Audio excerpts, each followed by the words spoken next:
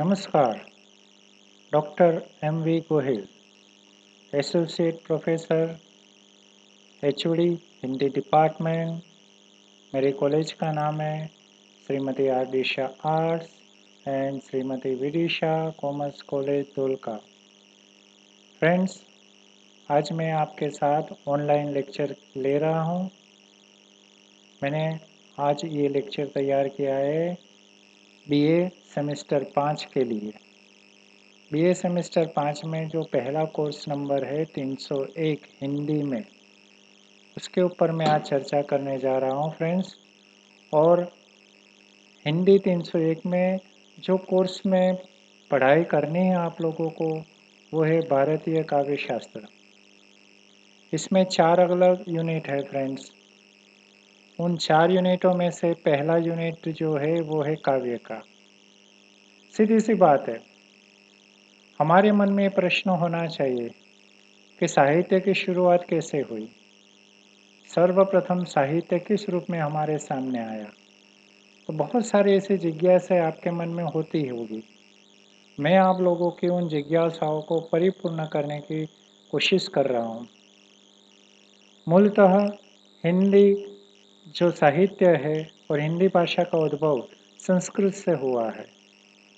हम जानते हैं कि संस्कृत हिंदी की जननी है। तो हम लोगों को थोड़ी सी जानकारी संस्कृत साहित्य से भी प्राप्त करनी पड़ेगी, क्योंकि हमारा जो भारतीय काव्य शास्त्र है वो मूल रूप से संस्कृत काव्य शास्त्र के साथ जुड़ा हुआ है।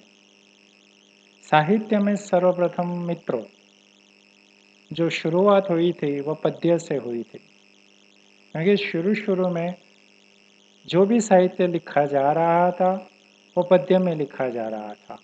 और पद्य में लिखा हुआ साहित्य जो चल रहा था उसी के आधार पर बाद में अनेकों विधाएं आई। लेकिन प्रश्न ये भी होना चाहिए कि काव्य का प्रारंभ कैसे हुआ। फ्रेंड्स, आपको मैं बताऊं कि काव्य जो होता है वो मूल रूप से उसके स्वरूप के साथ हम उसकी बात करेंगे। काव्य को लेकर बहुत सारी किंवदंतियां हैं। उसमें पहले मैं आपको ये बता रहा हूँ कि काव्य अर्थात साहित्य। मैं अभी जो बोल रहा था कि साहित्य यानी क्या, तो काव्य को भी हम साहित्य कहते हैं मित्रों। हिंदी साहित्य का प्रारंभ काव्य के प्रारंभ से ही माना जाता है।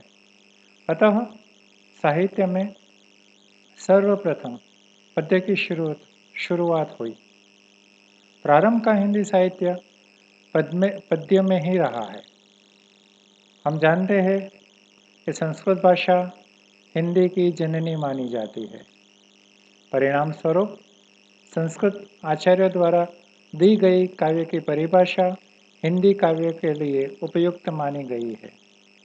मैं अभी आपको जो बात कर रहा था कि काव्य का प्रारंभ कैसे हुआ, तो बहुत ही पुरानी एक घटना है। इसे आप किंवदंती भी कह सकते हैं। हुआ यूं कि एक बार ऋषि वाल्मीकि जो अपने आश्रम में बैठे थे और नारद जी उनको रामायण का पाठ सुना रहे थे। जब रामायण का पाठ पूरा हुआ और नारद जी जब अपने गंतव्य स्थान पर गमन कर गए, पश्चात ऋषि वाल्मीकि आश्रम के पास में जो नदी बह रही थी वहाँ स्नान आदि कार्य के लिए जाने लगे। अचानक रास्ते में जा रहे थे और वन का वातावरण भी बहुत मोहित करने वाला था। चारों ओर पक्षी चहचहा रहे थे। ऋषि वाल्मीकि का मन बहुत खुश था और वो खुशी में ऐसे ही जा रहे थे और अचानक उनकी आंखों के सामने एक घटना हुई और वो घटना थी क्रौंच वध की।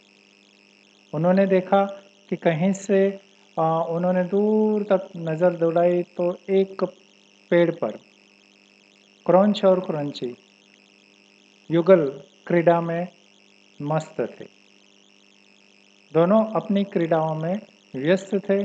उसी दौरान कहीं से एक दिशा में से किसी शिकारी का तीर आकर क्रौंच को लग गया।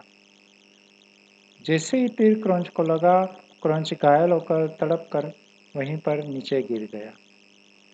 यह स्थिति देखकर क्रौंची विलाप करने लगी और क्रौंची ने भी इधर-उधर दौड़कर देखा और बार-बार अपने क्रौंच के पास आकर सिर पटक-पटक कर उसने अपने प्राण दे दिए।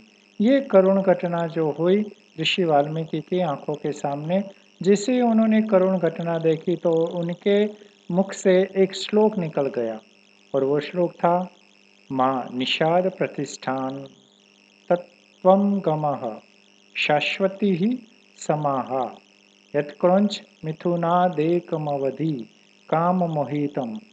इसका अर्थ भी है, हे निषाद, तुम अनंत वर्षों तक प्रतिष्ठा प्राप्त न कर सको क्योंकि तुमने क्रौंच पक्षियों के जोड़े में से काम भावना से ग्रस्त एक का वध कर डाला है। सीधी सी बात है। निषाद यानी शिकारी।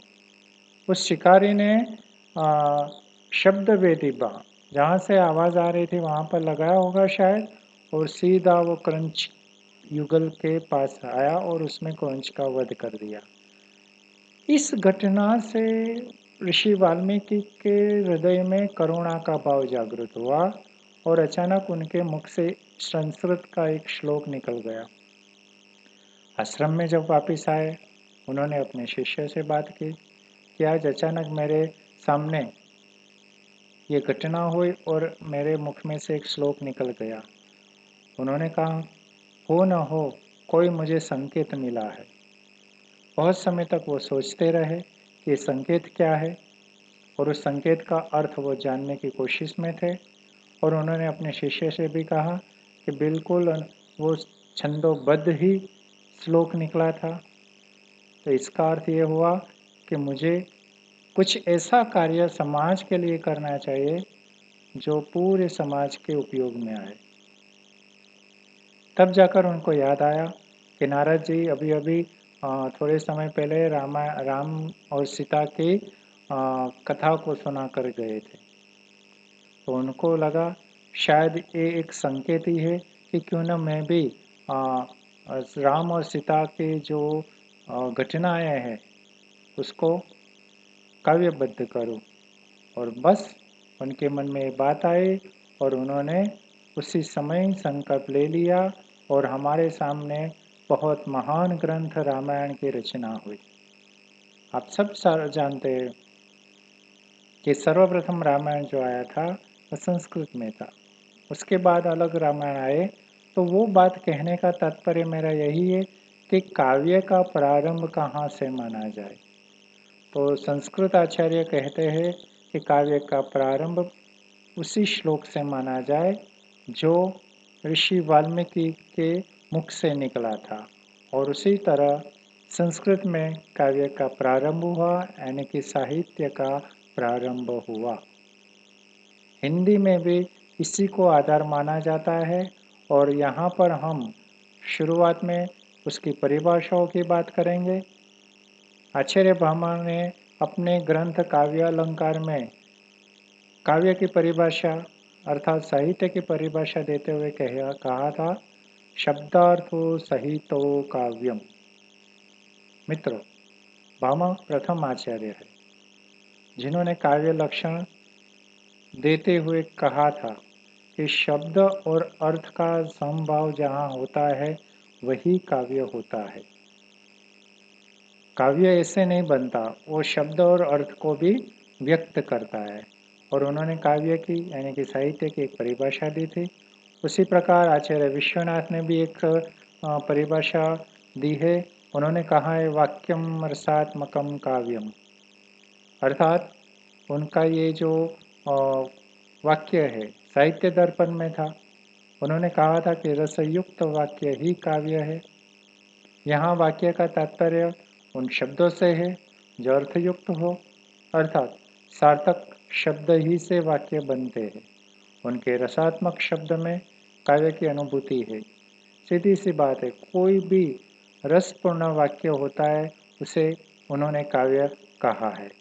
आगे परिभाषा में हम आचार्य मोहम्मद की परिभाषा को देखते हैं।